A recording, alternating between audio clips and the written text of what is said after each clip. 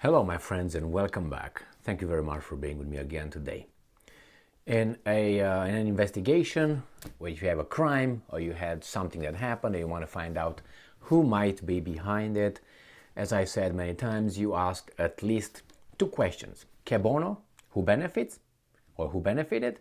And the second one is just follow the money, which these two are related, right? Because you benefit with money, or with influence, power, and all that. In this case, or at least I had a personal interest for some time to find out who are the war profiteers.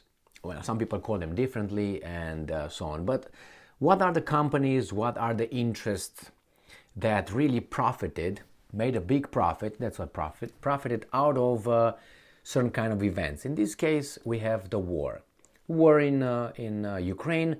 And when you see that certain kind of industries did very well, it makes you wonder. That's it. It doesn't mean that you find the answer at this point, but if you know the connections and you know the dynamics, it's very questionable that these profits increased so much just by coincidence. It's true that where is a demand, there is a supply.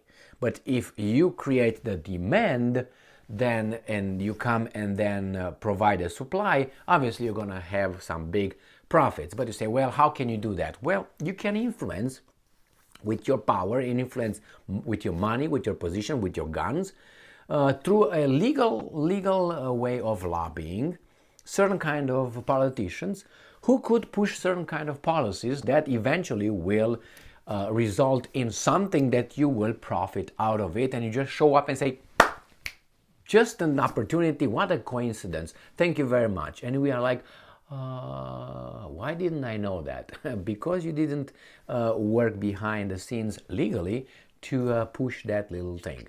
So the consequence.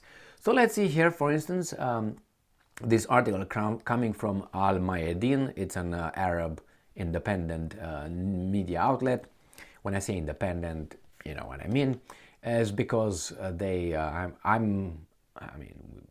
we can't be so ignorant not to think that each person or each entity, each newspaper, media outlet doesn't have a little, agenda or at least preferences. So I use, that's what they call themselves, but it's like I call myself angel. Am I an angel? No. So therefore, and you say, hey, I'm an angel because I say so. Well, you can say whatever you want, but it doesn't mean that's true and real. But nowadays, the pig can fly, and I don't know, you know what I mean. So let's start reading this little article here.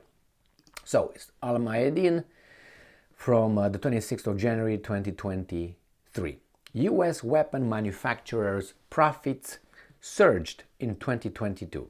Well, as I said, this is just a coincidence. I'm not implying anything here.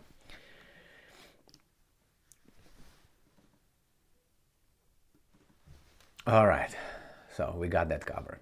The biggest clients and investors include Germany, which has ordered 35 F-35 Joint Strike Fighter airplanes for $8.4 billion, and Poland, which spent $6 billion on 250 M1 Abrams tanks. Yes, and they ordered 500 HIMARS units as well a while ago. So that's okay, I guess. They're getting ready to fight the Martians.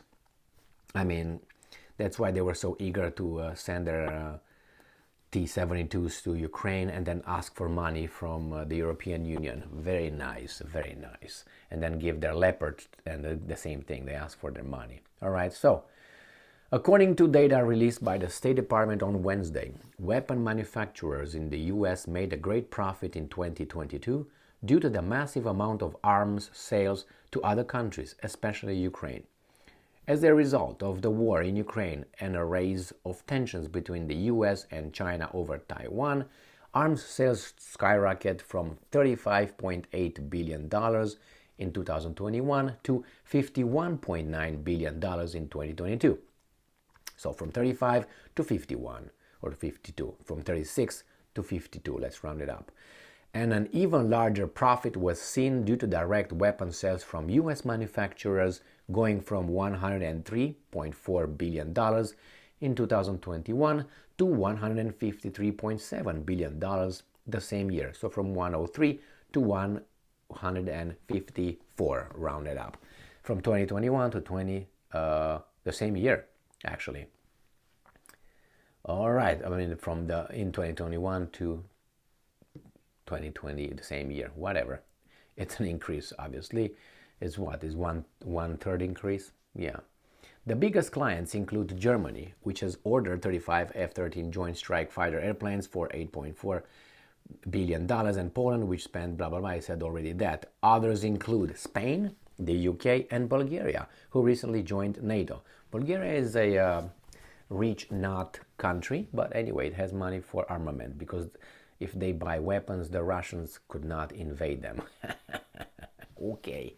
Well, anyway, you know what I mean. This comes just a week after the Biden administration announced a new military aid package to Ukraine worth $2.5 billion, this time to include Bradley infantry fighting vehicles and Stryker armored personal carriers. Good.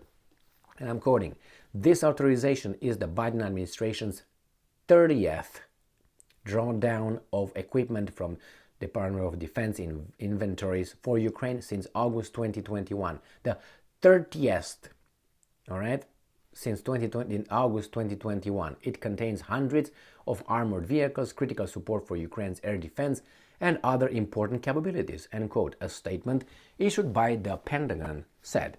It also includes 8 Avenger air defense systems and ammunition, blah, blah, blah, tra-la-la. Okay, arming Asia. I mean, we already know what's going on over there. I will not give you all the weapons name and the specifications.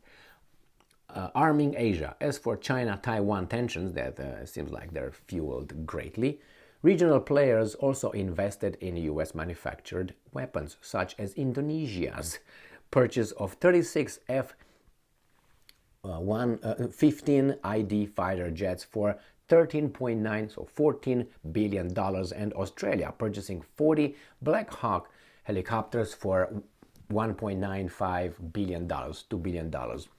And they will buy drones for the same amount, not drones, I'm sorry, maritime remote control operated mines, fighting for $2 billion, up to $2 billion, what was it, about 500, up to 500? I made a video on that one about 3 or 4 days ago.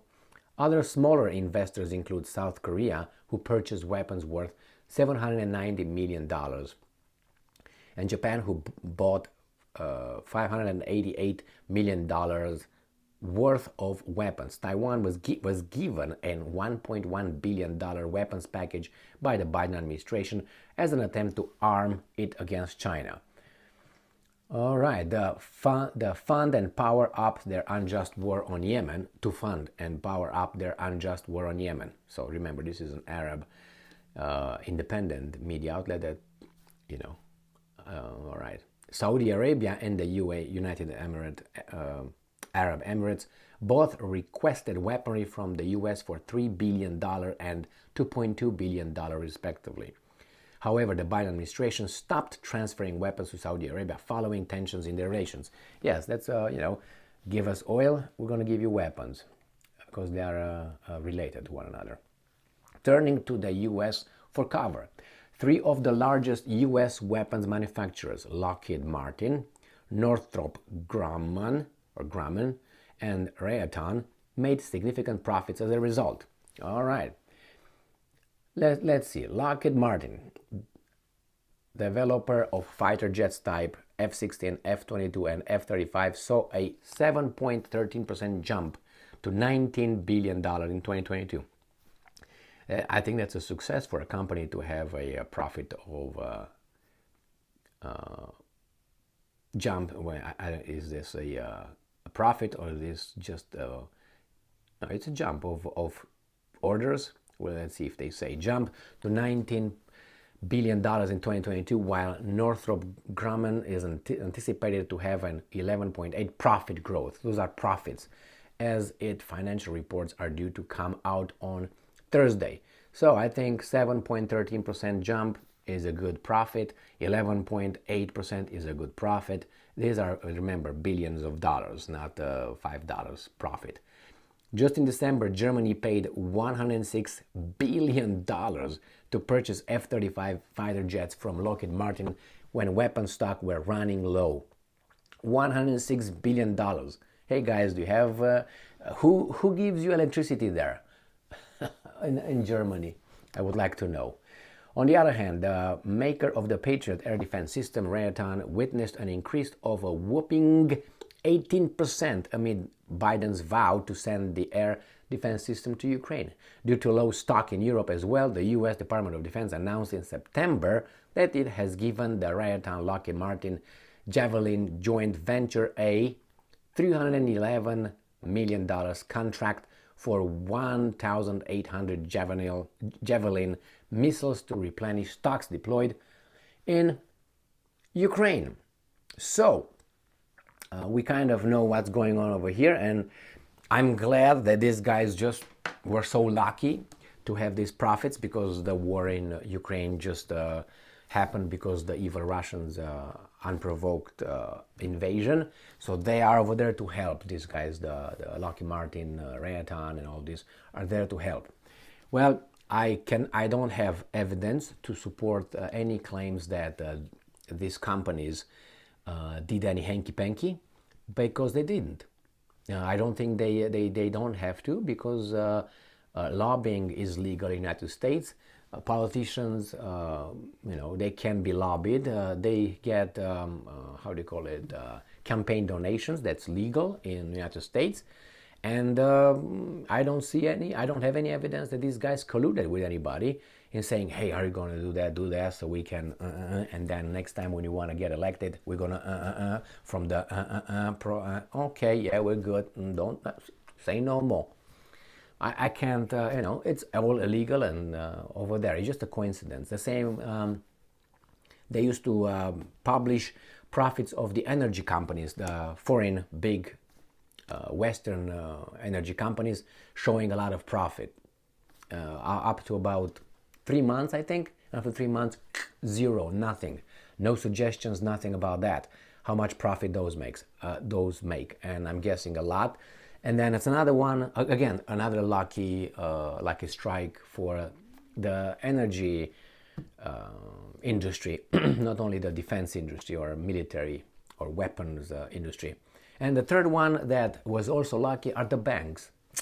The banks are lending money to the countries that can't make it due to their beautiful policies and buying all these weapons. How do you think they buy them? By taxing people more? From what? Most countries function on an economic deficit. So by borrowing from these banks that don't know the names. And these guys make a profit, those guys make a profit, those guys make a profit, and we don't make a profit. We make a profit because our freedoms are defended. Ta-da-da-da. Thank you very much for being with me again today. Stay strong, stay smart, look for the truth, and be just.